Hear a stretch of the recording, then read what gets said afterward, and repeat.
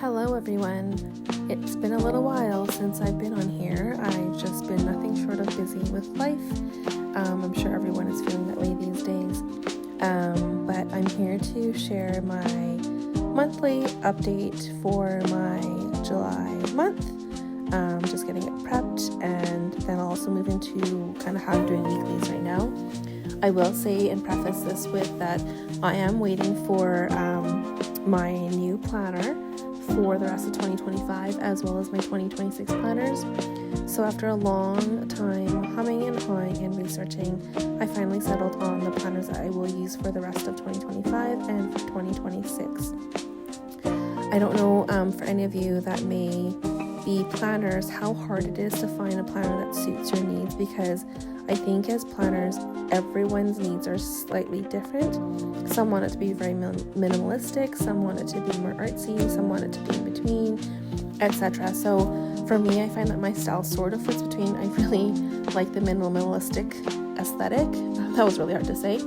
But I also really like the artsy aesthetic because I just love blending a little bit of, art into my everyday journaling and planning.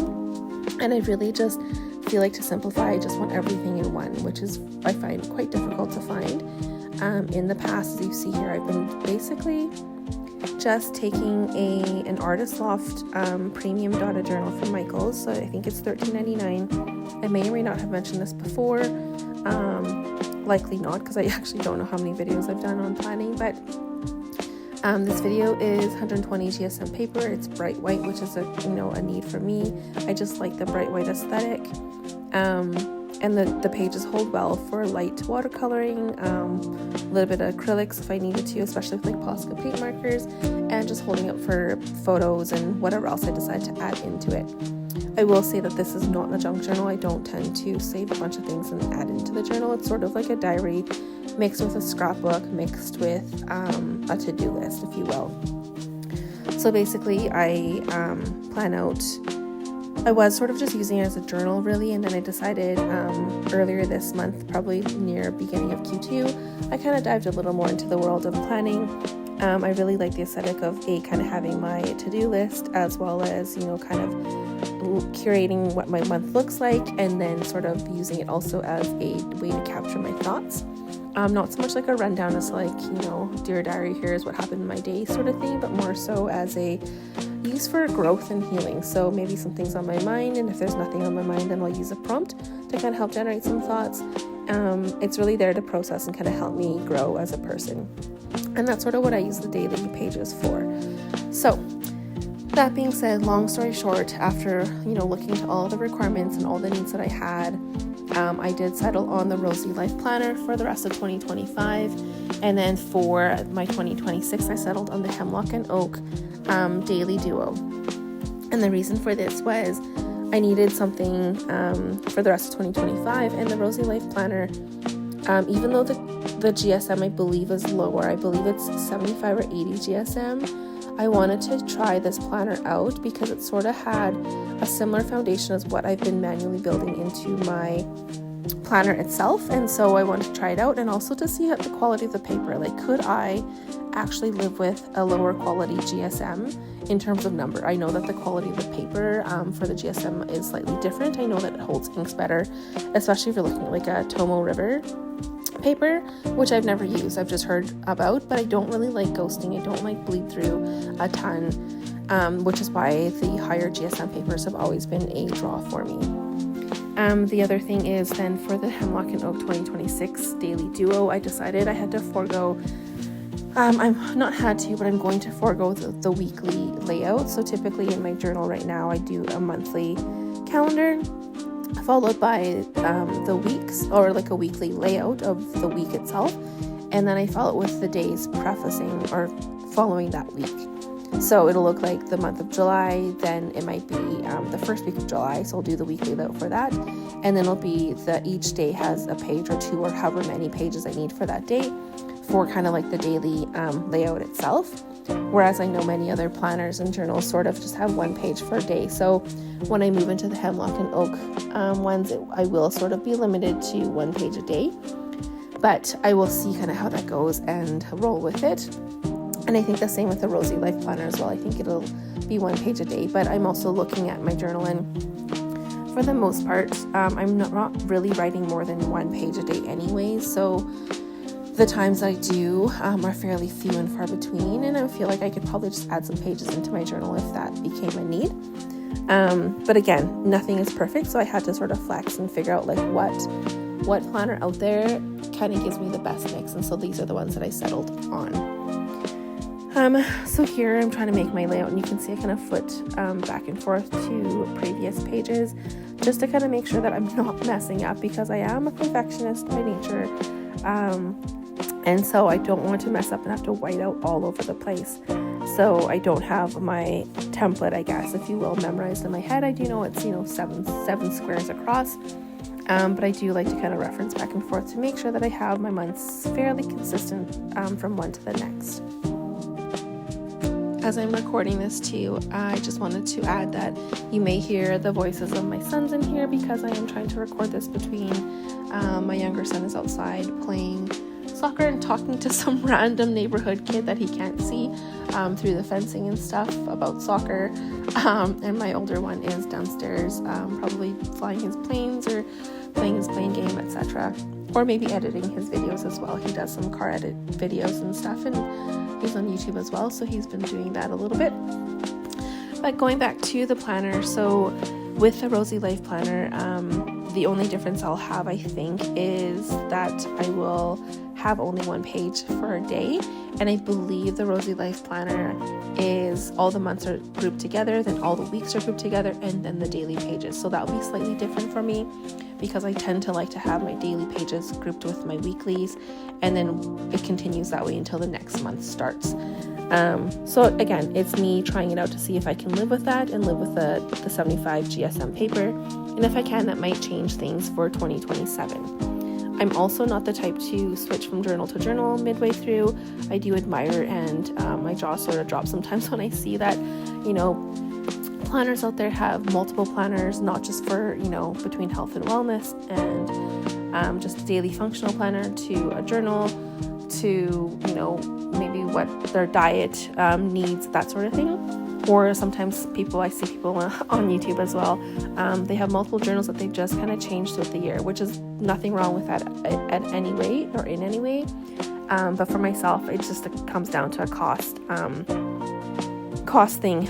issue, I guess. Because maybe one day I'll get to the point where someone will just send me journals that I can kind of try out and test. But for now, I just need to kind of do my research and kind of look at feedback that I've seen from other planners and in the planner community, and then make the best decision going forward and commit to it. And then if I need to make a change at that point in time.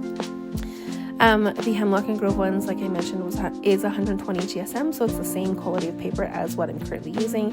It is also bright white, which I also like, and I will be foregoing the weekly layouts in that planner. But as you can see near the latter or near the end of this video, when I do the weekly page, you'll see that I sort of change up, or my daily pages, sorry, I sort of change up the layout a little bit.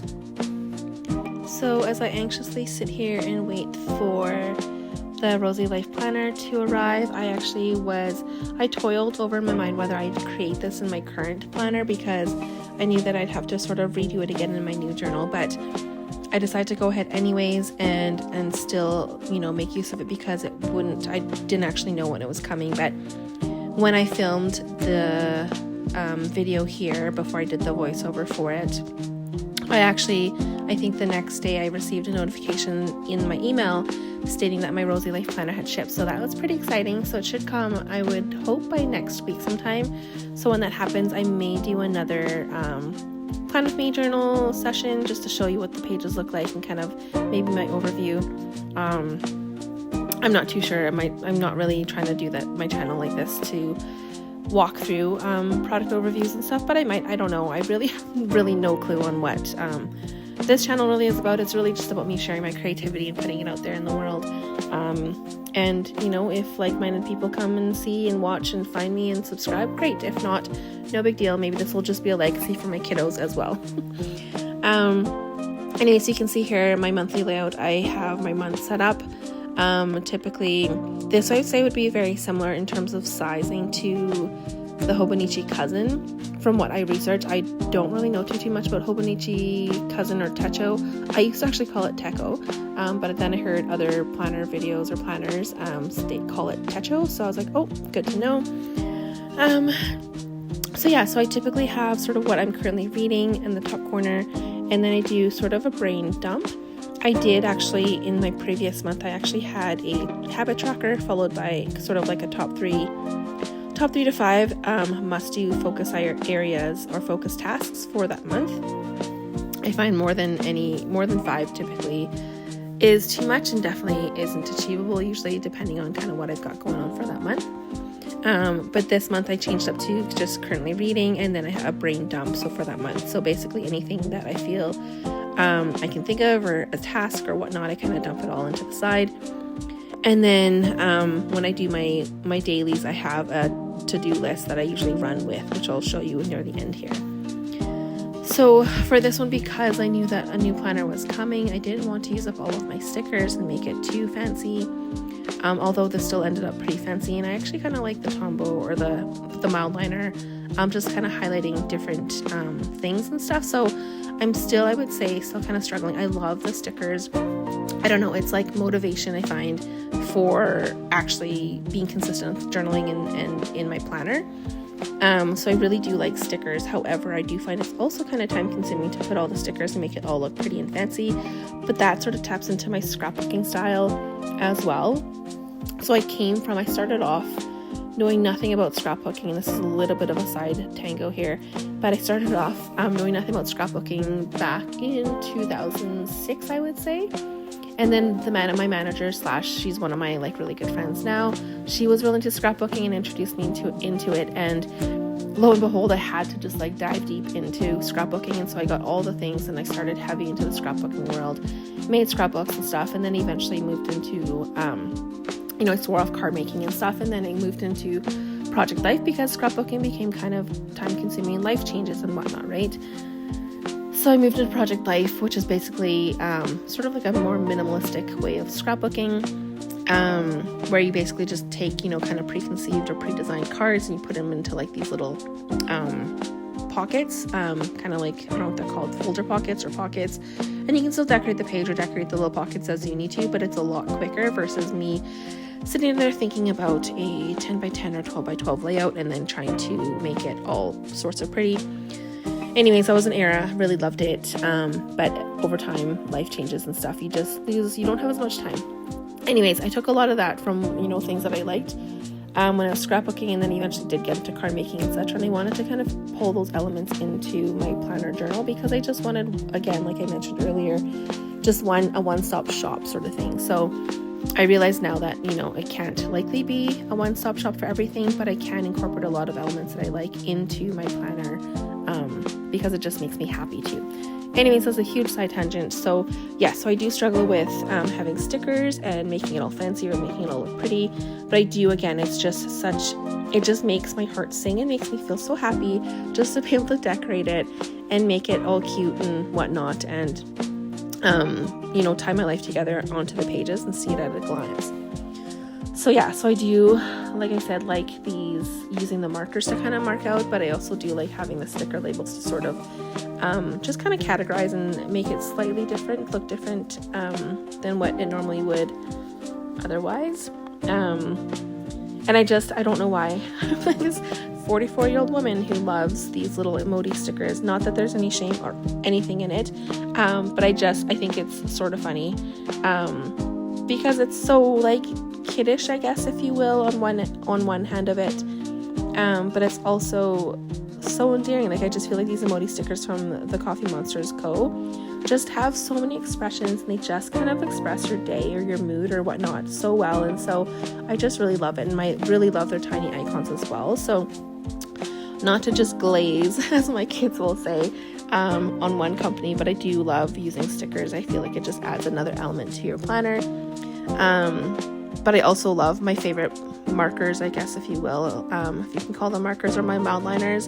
I've always loved highlighters, and when these came out and they're sort of these like subtle kind of pastel-y. Well, they have a range of colors. I think I almost have all of the colors. And they don't bleed through. They're just amazing. You can use them. They're like dual tips. So like one tip is like a marker and the other tip is more like a highlighter style. Anyways, I just love them. Can't say enough things about them.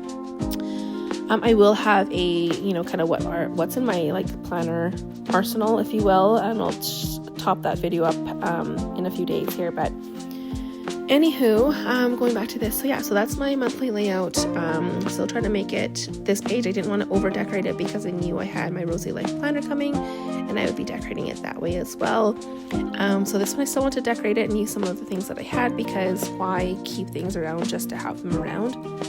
I'm a big, now I am anyways, a big avid user of actually using up the supplies versus just hoarding them, because that doesn't bring me joy if I'm just hoarding them.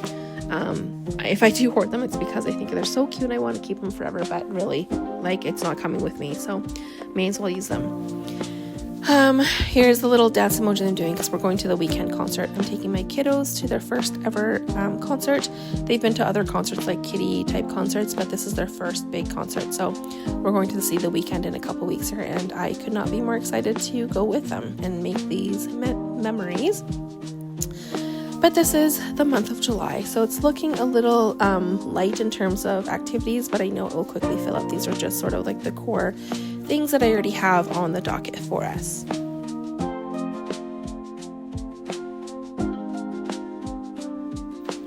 And this last little bit is I wrote weekly layout, but that's actually daily layout.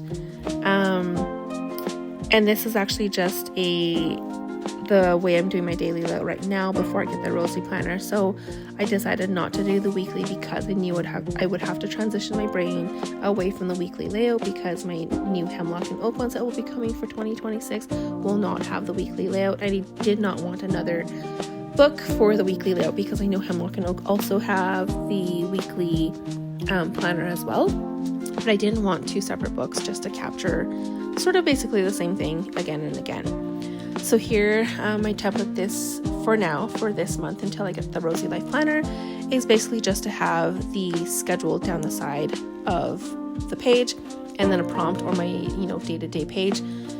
But I also changed it on the right-hand side. You can see that I did the schedule down the left-hand side, and then I did it today, which is sort of like, what do I have to focus on or need to accomplish today? And then followed by the prompt. So I'm hoping for the next week or so here to kind of stay within this sort of template and page, because it'll sort of train my brain when the Rosey Life Planner and the Hemlock and Oak planners arrive. Anyways, thank you for watching. I hope you enjoyed kind of my process and my thoughts around this, but I will share more once I get my new planners, and I hope you all have a wonderful day. Thanks for watching.